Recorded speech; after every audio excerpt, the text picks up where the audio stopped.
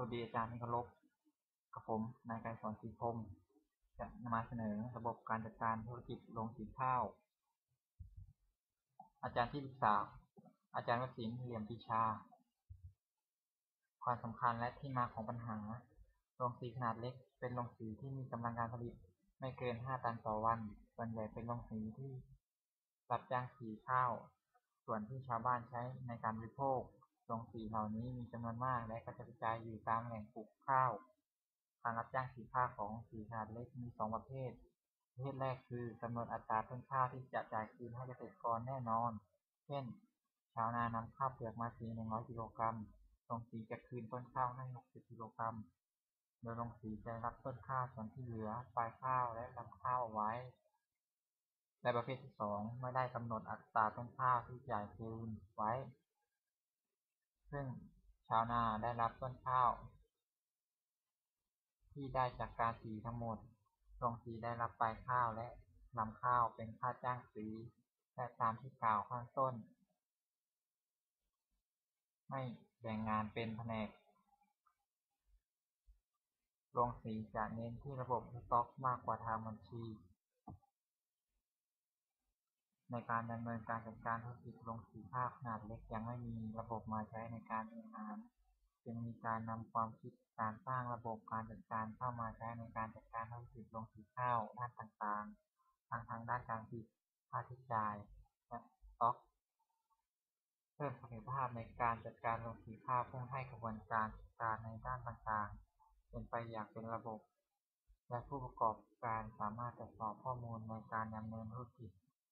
การจัดการเกี่ยวกับการดำเนินงานต่างๆได้อย่างมีประสิทธิภาพโดยอาศัยฐานข้อมูลและการแสดงผล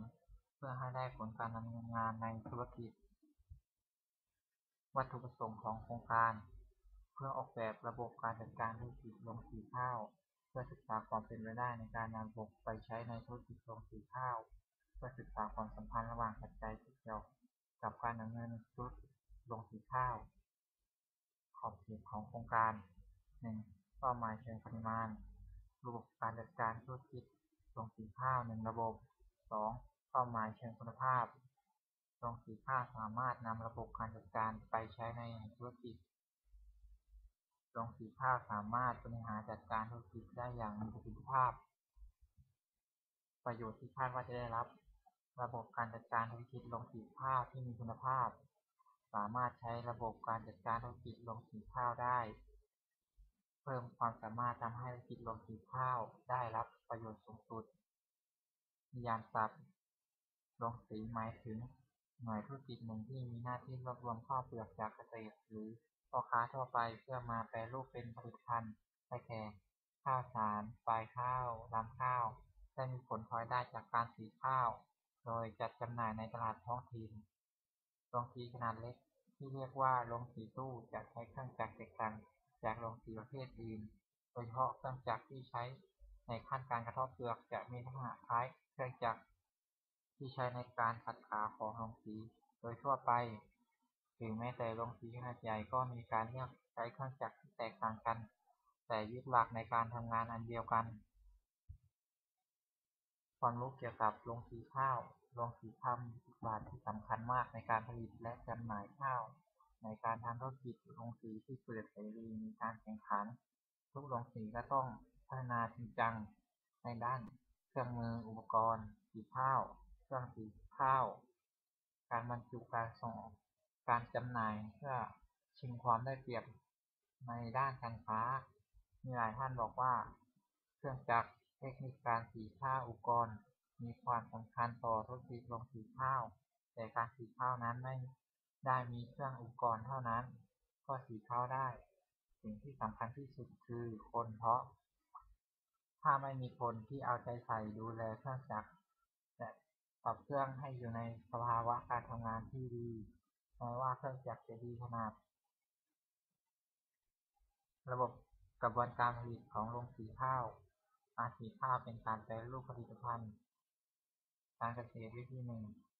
โดยมีจุดประสงค์ที่จะให้ได้มาซึ่งวัตถุที่จะเป็นอาหารหลักหรือสินค้าที่ใช้เป็นเครื่องบริโภคเครื่องจักรที่ใช้ในการแปรรูปข้าวเปลือกผ ให้เป็นข้าวสารมีอยู่หลายชนิดหลายแบบแตกต่างกันไปตามความต้องการของผู้ใช้แต่มีหลักในการทำงานที่ใช้ร่วมกันอยู่4ประการคือการทำความสะอาดเม็ดข้าวก่อนนำไปสีการกระทบเปลือกการคัดข้าวกล้องให้เป็นข้าวขาวและการคัดขนาดข้าวสารปลายข้าวการทบทวนวรรณกรรมที่ดีเกี่ยวกับพฤติกรรมผู้บริโภคจะแสดงพฤติกรรมอย่างใดอย่างหนึ่งออกมาแต่ต้องมีสาเหตุที่ทำให้เกิดพฤติกรรมนั้นๆเสมอซึ่งสาเหตุดังกล่าวจะเป็นสิ่งกระตุ้นให้มนุษย์เกิดความต้องการจากความต้องการดังกล่าวจะส่งผลให้เกิดแรงจูงใจแสดงพฤติกรรมออกมาทฤษฎีแรงจูงใจแรงจูงใจคือสิ่งซึ่งความคุมพฤติกรรมของมนุษย์อันเกิดจากความต้องการพลังกดดันหรือความปรารถนาที่จะพยายามดิ้นรนเพื่อให้บรรลุผลสำเร็จตามวัตถุประสงค์ซึ่งอาจจะเกิดมาตามธรรมชาติหรือจากการเรียนรู้ก็ได้แรงจูงใจเกิดจากสิ่งเร้าทั้งภายในและภายนอกตัวบุคคลนั้นๆเองทฤษฎีเรื่องการครอบคลุมวัสดุคงคลังกิจกรรมการวางแผนผลิตนั้นถือได้ว่ามีความสำคัญอย่างมากเพราะการวางแผนการผลิตที่ดีและมีประสิทธิภาพนั้นจะส่งผลต่อประสิทธิภาพโดยรวมขององค์กรนอกจากนี้ยังช่วยให้ต้นทุนในการดำเนินการลดลงและสามารถตอบสนองลูกค้าได้ทันตามเวลาที่ลูกค้าต้องการอีกด้วยประชากรกลุ่มตัวอย่างเกษตรกรตำบลนครไทยมีทั้งหมด 3,190 ครัวเรือนกลุ่มผู้นำข้าวมาลงสีข้าวประมาณ100ครัวเรือนเลือกกลุ่มตัวอย่างจำนวน